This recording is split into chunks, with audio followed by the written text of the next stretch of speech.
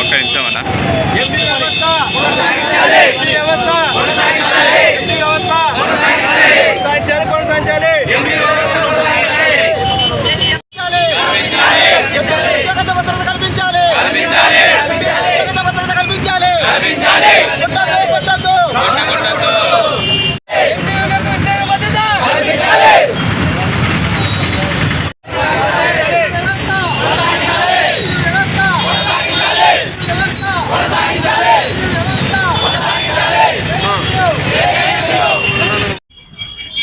మేము రాష్ట్రంలో పనిచేస్తున్న సివిల్ సప్లైలో పనిచేస్తున్న ఎండి ఆపరేటర్స్ దాంట్లో ఉన్నాము. సివిల్ సప్లైలో ఏం లేదు సార్, నిన్న జరిగిన కేబినెట్లో మన మంత్రివర్యులు నాదెండ్ల మనోహర్ గారు ప్లస్ ఈ కేబినెట్ మంత్రులందరూ కలిసి ఒక ఇది ఇచ్చారు సార్.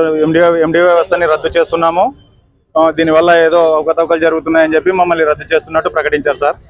మేము మీ ద్వారా, మీ మీడియా ద్వారా మా బాధలు తెలుపుకోవడానికి వచ్చాం సార్. ఇక్కడికి ఏం లేదు, మా వల్ల ఏదో నష్టం జరిగిపోతుంది అని చెప్తున్నారే కానీ ఎక్కడ నష్టం జరిగినట్టు దాఖలాలు అయితే లేవు. ఎవరో ఒకరు చేస్తున్నారంటున్నారు. ఎవరో ఒకరు చేస్తే వాళ్ళని ఒక్కరిని తీసేసి వేరే వాళ్ళని అపాయింట్ చేసి వ్యవస్థను నడిపిస్తే బాగుంటుందని మా అభిప్రాయం. ఇట్లా ఉన్న పలంగా మా 9,260 మందిని, మా 9,260 మందిని ప్లస్ మాకు సంబంధించిన హెల్పర్స్ని ఉన్న పలంగా 18,000 పైచీలకు మందిని ఉన్న పలంగా రోడ్డు మీదకి వదిలేస్తే మా పరిస్థితి, మా భార్య పిల్లల పరిస్థితి చాలా ఆందోళనకరంగా ఉంటుంది. దయచేసి ఈ మాటను వెనక్కి తీసుకుంటూ రాష్ట్ర ప్రభుత్వం మమ్మల్ని కొనసాగించేలా నిర్ణయం తీసుకోవాలని మేమందరం వేడుకుంటున్నాం సార్. మాకు 2027 జనవరి నెల వరకు మాకు అగ్రిమెంట్ కూడా ఉంది. ఆ అగ్రిమెంట్ వరకు కొనసాగించి ఆ తర్వాత కూడా మాకు ఏదో ఒకటి ప్రత్యామ్నాయం చూపిస్తూ మాకు ఉద్యోగ భద్రత కల్పించాలని మేము గవర్నమెంట్ని మీ ద్వారా కోరుకుంటున్నాం సార్. నా పేరు కేశవ్ సార్, నేను వెల్దుర్తి మండలం ఎండిఓ ఆపరేటర్ని సార్. ఎండిఓ వ్యవస్థను ప్రారంభించారు. అప్పటి నుంచి ఇప్పటి వరకు ఇంటింటికి వెళ్ళి సరుకులు అందజేస్తున్నాం. వృద్ధులు కానీ, వికలాంగులు కానీ, బెడ్ పైన ఉన్న ప్రతి ఒక్కరికి ఇంటింటికి పోయి తంబే ఇచ్చి వాళ్ళకి సరుకులు ఇస్తున్నాం. ఈ వ్యవస్థ బాగుందని ప్రజలు మా వ్యవస్థనే కోరుకుంటున్నారు. ఇప్పటికి కూడా ఇంటింటికే సరుకులు రావాలి, మాకు ఇంటి దగ్గరికే రావాలా. మేము రేషన్ షాప్కు పోయి సరుకులు తీసుకునే పరిస్థితి లేదు. మేము వెళ్ళలేము, గంటలు అక్కడ నిలవలేము, మా చేత కాదు. ఇంటి దగ్గరకు వచ్చే విధానమే, ఇంటి వద్దకే నిత్యావసర సరుకులు పంపిణీనే బాగుందని చెప్పి ప్రజలు మెచ్చుకున్నారు. ఈ వ్యవస్థ వచ్చినప్పటి నుంచి నిత్యం పనిచేస్తూనే ఉన్నాం. మాకు మిగిలేదు దీంట్లో 9,000 రూపాయలు. 21,000 వస్తే పెట్రోల్కి 3,000 పోతుంది, హెల్పర్కి 5,000 పోతుంది, హమాలికి 1,000-2,000 పోతాయి. మిగతాది 8-9,000లో మేము 15 రోజులు ఏదో ఈ కష్టం నష్టము అన్నం నీళ్లు లేకోకుండా, అంటే ఉదయం నుంచి రాత్రి వరకు కష్టపడితే మేము 9,000-8,000 సంపాదిస్తాం 15 రోజులకు గాను. దీంట్లో అంత కష్ట నష్టాలను కొడి తీర్చుకొని మేము పనిచేస్తున్నాం.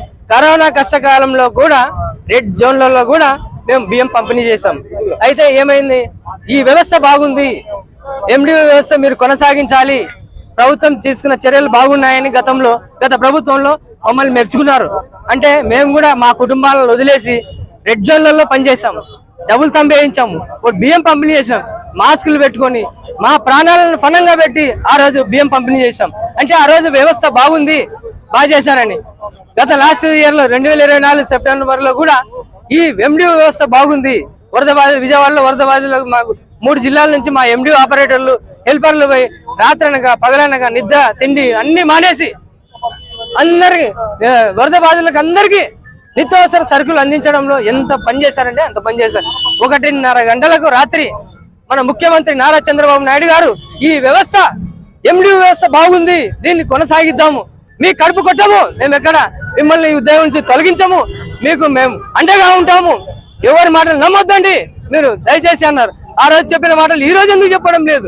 అర్ధాంతరంగా మీ ఈ వ్యవస్థ ద్వారా నిత్యావసర సరుకులు పక్కదారి పడుతున్నాయని చెప్తున్నారు. ఇదైతే దీంట్లో ఏమాత్రం వాస్తవం లేదు.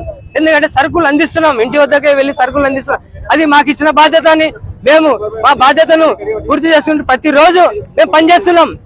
మా బాధ్యతలు, మా వ్యవస్థలో ఎక్కడైనా ఎవరైనా తప్పు చేస్తుంటే వాళ్ళని శిక్షించండి, మా వ్యవస్థను ఎవరైనా తప్పు చేస్తే వాళ్ళు శిక్షించండి.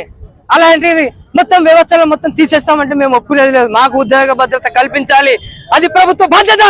అది గుర్తు చేస్తున్నాము. ఎందుకని అంటే 4.5 సంవత్సరాలుగా పనిచేస్తున్నాము.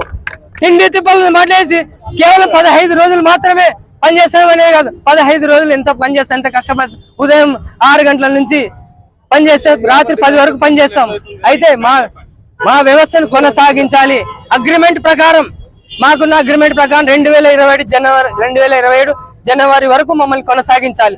ఆ తర్వాత కూడా ప్రభుత్వంలోని ఏదో ఒక శాఖలో మమ్మల్ని ఉద్యోగులుగా నియమించి మాకు ఉద్యోగ భద్రత కల్పించి మా కుటుంబాలను ఆదుకునే బాధ్యత కూటమి ప్రభుత్వానిదే అని తెలియజేస్తూ మనవి చేస్తున్నాను.